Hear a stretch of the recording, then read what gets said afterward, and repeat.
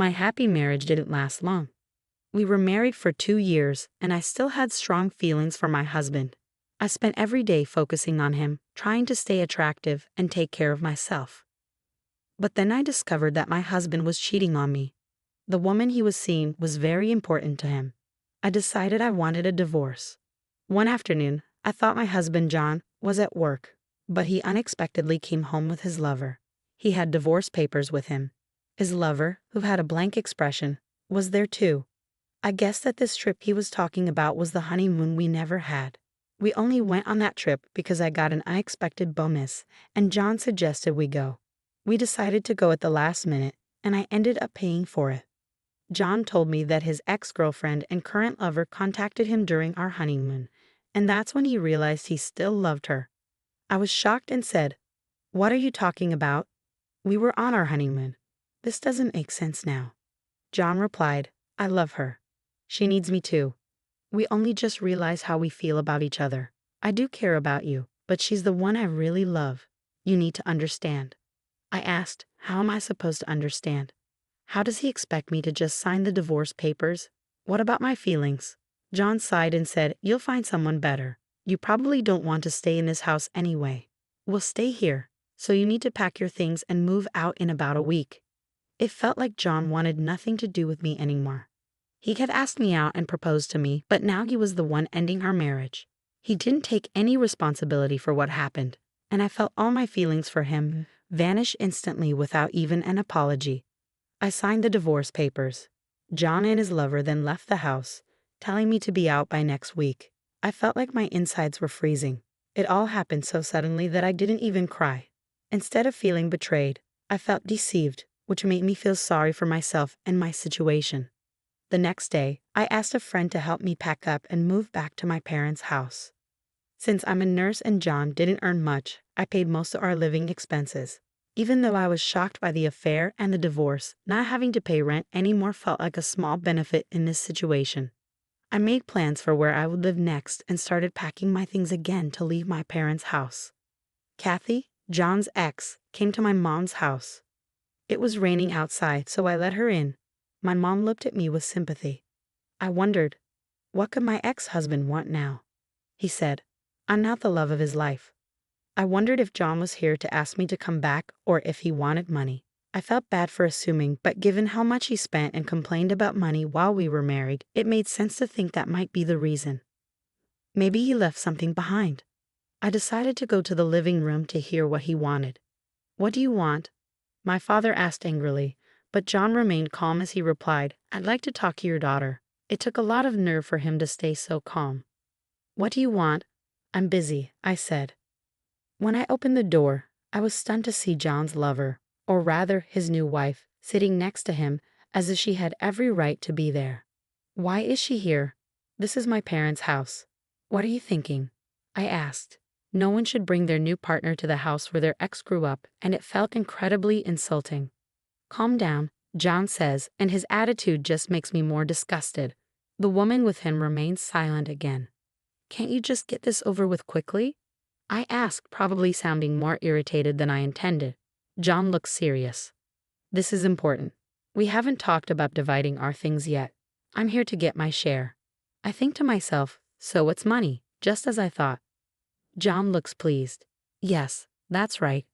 I had a feeling he would come soon, so I was prepared." I take out my purse and give him 30 cents. "Here, this is your share." "What?" John and his new wife gape at the 3 dimes in his hand. "What is this?" He throws the coins on the floor. His new wife suddenly speaks up.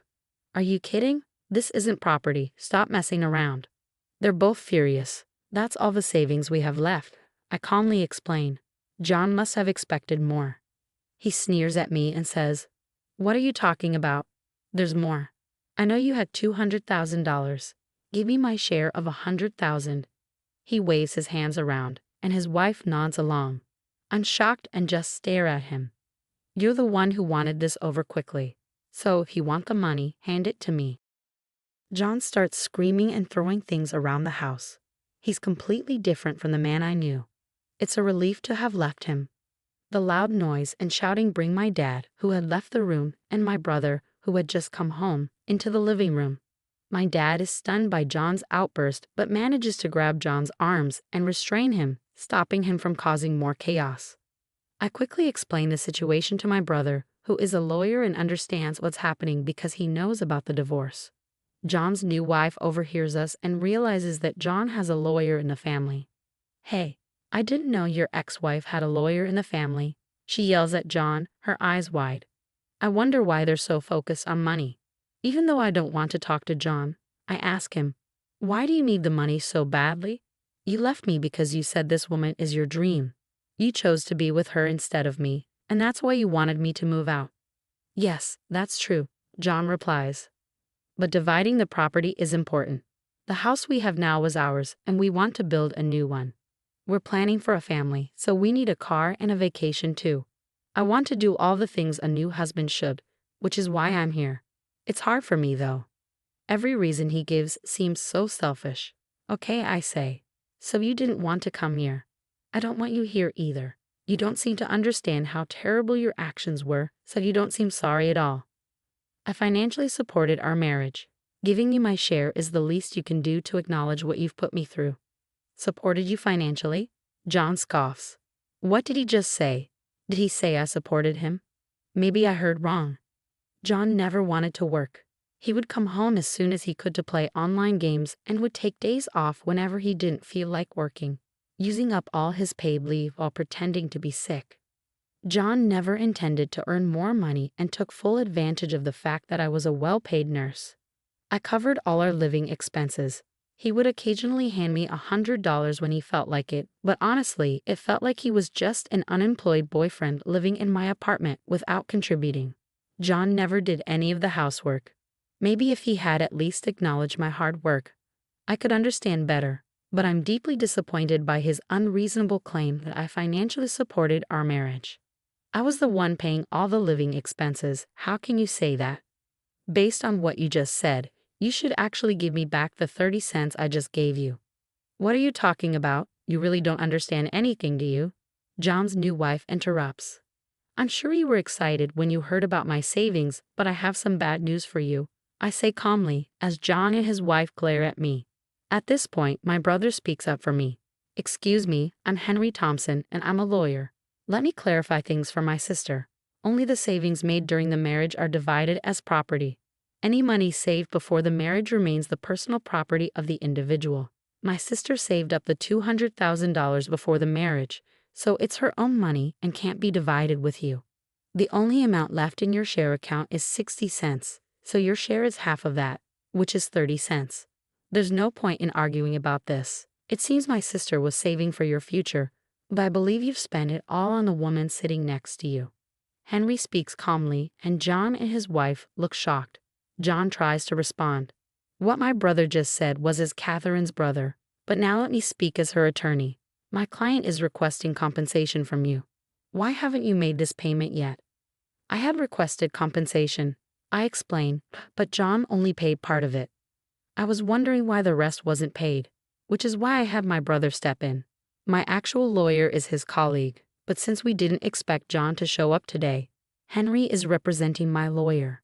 With Henry's intense gaze, John and his wife fall silent. You were asking for a share despite being the one who had the affair and caused the divorce.